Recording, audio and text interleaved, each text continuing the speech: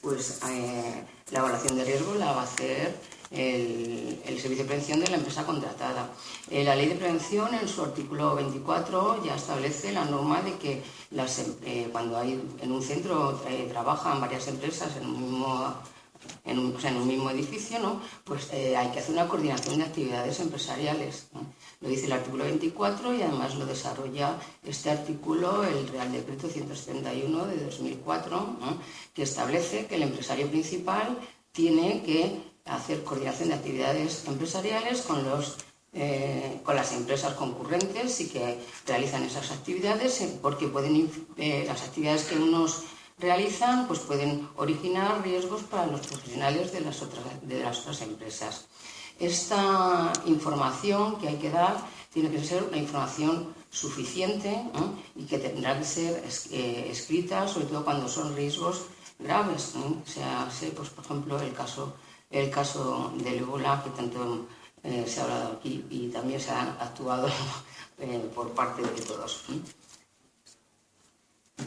Nosotros, cuando hacemos la coordinación de actividades, pues solicitamos a la empresa, aparte de los documentos administrativos que tiene obligación de presentar, pues nosotros solicitamos la evaluación de riesgos, la formación que tienen los trabajadores que van a presentar que van a realizar la actividad en nuestros centros, si tienen los EPIs, qué EPIs se les han entregado, si tienen los recibir firmados, y la vigilancia de la salud, ¿no? Nosotros recomendamos una serie de vacunas que luego el servicio, la parte de medicina del trabajo que lleve al personal de esa empresa, pues por supuesto que es el que tiene la última palabra, pero bueno, por ejercer la actividad en un hospital, pues siempre se recomienda la vacuna para el virus de la hepatitis B y que todos los trabajadores estén vacunados también del sarampión, la rubéola, sobre todo las mujeres, ¿no? Por los posibles riesgos que puedan verse luego en nuestras instalaciones. Bueno, pues el personal de limpieza tiene unos riesgos derivados de las tareas propias de la limpieza, ¿no? La manipulación de cargas, las caídas a distinto nivel, al mismo nivel, caídas de altura, cortes con objetos, golpes con el mobiliario, bueno, pues todos los riesgos que pueden derivarse de las actividades de las tareas que realizan en cualquier edificio, en cualquier empresa.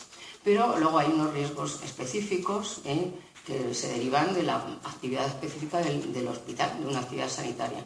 Entonces, yo voy a hablar en lo que queda, que ya no me voy a extender mucho, de los riesgos derivados de productos químicos, sobre todo de equipos de protección, tanto de productos químicos utilizados en las tareas de limpieza o productos químicos que en la actividad del hospital se puedan, por ejemplo, verter accidentalmente y que haya luego que recoger, ¿vale? Y luego, pues ejemplos de riesgos específicos, por la exposición a agentes biológicos, la exposición a productos citotóxicos o las reacciones ionizantes.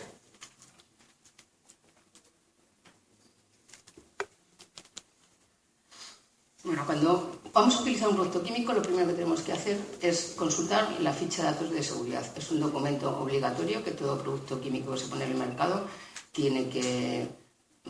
tenemos que disponer de ella, y esta ficha de seguridad tiene 16 apartados, de los cuales nosotros sacamos toda la información relativa a los peligros y riesgos de ese producto.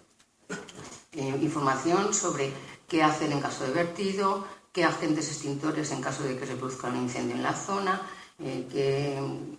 cómo se debe almacenar, con qué otros productos no se pueden almacenar, pues sí, según las características físicas, ¿no? del propio producto, y los equipos de protección personal, si deben o no y cuáles tienen que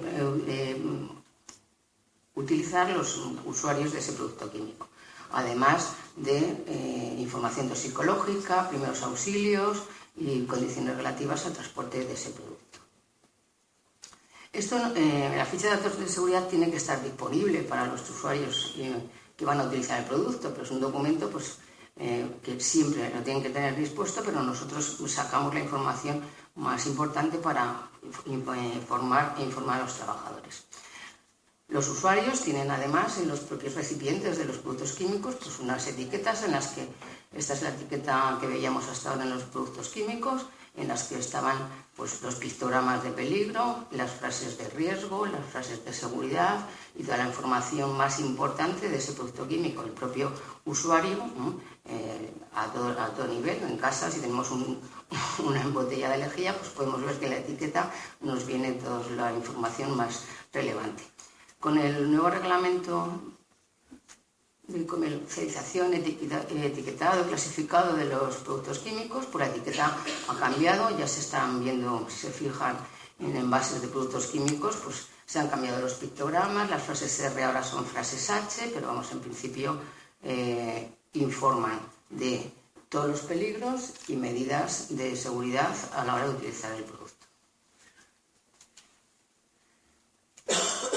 Los productos químicos, pues en muchas ocasiones llevan la utilización de equipos de protección individual.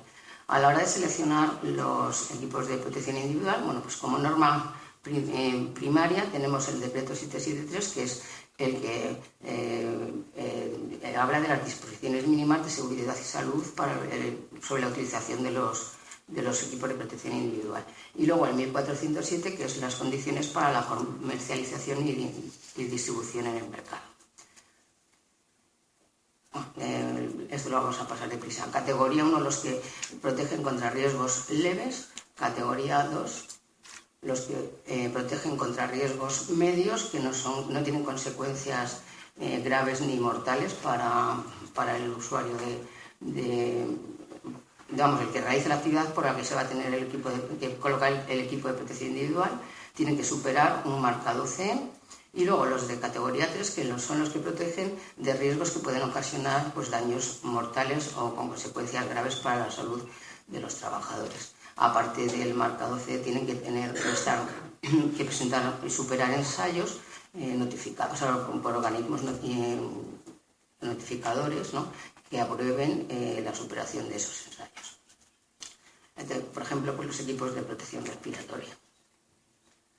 Bueno, a la hora de seleccionar un guante, como me iba más para los productos químicos, pues nosotros en el hospital nos encontramos que los guantes sanitarios que usamos hasta hace unos años solo podían marcarse,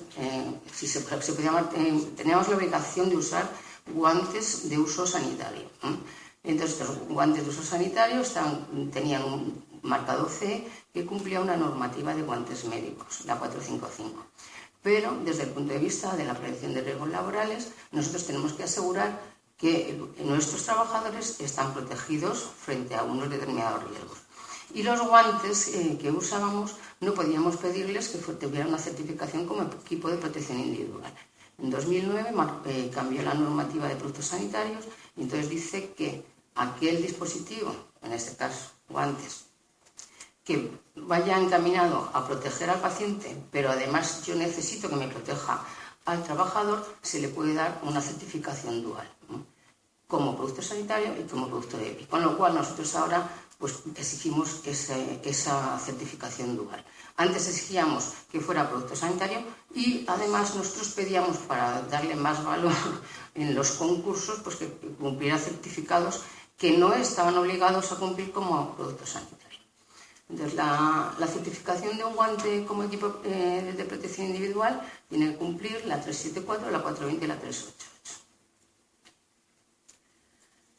La 374, que es la que habla de protección química y contra el tan rápido. Bueno, vamos a pasar esto un poquito porque tampoco el ámbito es... Sí que aquí tenemos un pictograma a la izquierda que es un guante de protección química. Abajo ve que llevan unas letras que dice sobre qué productos cumple ese guante la norma 374. Y a la izquierda, pues por ejemplo, tiene un nivel 6 para el ácido acético al 2%. Significa que ese guante sumergido más de 480 minutos no traspasa ese producto del guante. Vale. Cuando el pictograma cambia y nos aparece esa interrogación, es que es un guante de baja resistencia química. No protege, como aquel no cumple esos niveles de paso para llamarle protección química. Entonces, hay que pedirle a qué productos se puede con qué producto se puede usar. Bueno, todo guante tiene que llevar su marcado y su folleto. Vamos a pasar. Exposición a agentes biológicos. Bueno, pues tenemos el 664, el Real Decreto 664, que es el que habla de toda la protección de los trabajadores expuestos a riesgo biológico. Divide los agentes biológicos en 4 niveles según el riesgo de que puedan transmitir la enfermedad con mayor o menor posibilidades, que esa enfermedad sea más leve o incluso mortal, o haya profilaxis o tratamiento para esos agentes. Una cosa muy importante es la exposición a riesgo biológico por punzantes, por objetos punzantes o cortantes. Entendemos que el personal de limpieza no es usuario de ningún objeto cortante, con lo cual el número de accidentes biológicos por estos equipos de trabajo que usamos en los hospitales, en el personal de limpieza debería ser 0. Pero no es 0, desgraciadamente. ¿Por qué? Pues porque hay productos punzantes o cortantes que todavía no tienen dispositivos de seguridad y son mal eliminados por el profesional sanitario que usa ese dispositivo. Hay veces que no los usan en los contenedores adecuados y los eliminan en las bolsas de residuos asimilables a urbanos, y el personal de la limpieza recoge esas bolsas, se pincha. Otras veces los dispositivos que ya tienen elementos, los elementos agujas que tienen dispositivos de seguridad no se activan y también se desechan mal fuera de los contenedores. Esto hace que tengamos accidentes en el personal que no deberíamos. Vamos a hablar brevemente ya un poquito de del riesgo biológico en pacientes aislados. Las habitaciones con pacientes en aislamiento deben estar señalizadas para informar tanto a los trabajadores del hospital como de la empresa de limpieza, si es una externa, o a las visitas que tengan, de qué hay que ponerse para entrar en esa habitación. La limpieza de la habitación debe ser diaria y normalmente la limpieza de la habitación donde haya un paciente aislado se tiene que dejar para limpiar la última de la zona en la que se encuentra. Vale. Bueno.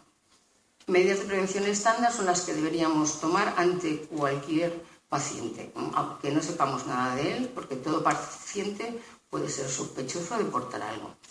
El lavado de manos es una cosa fundamental. Con el tema del ébola nos hemos dado cuenta en los hospitales que es que la gente no sabe hacer un lavado higiénico de manos. Se llevan muchos anillos, pulseras, tal, que no se deberían llevar en un hospital, los trabajadores, ¿no? Y hay que insistir en las precauciones universales. Pero vamos a las específicas. Cuando tenemos un aislado por una enfermedad que se transmite por contacto directo con el paciente o con objetos contaminados que hayan manipulado el paciente.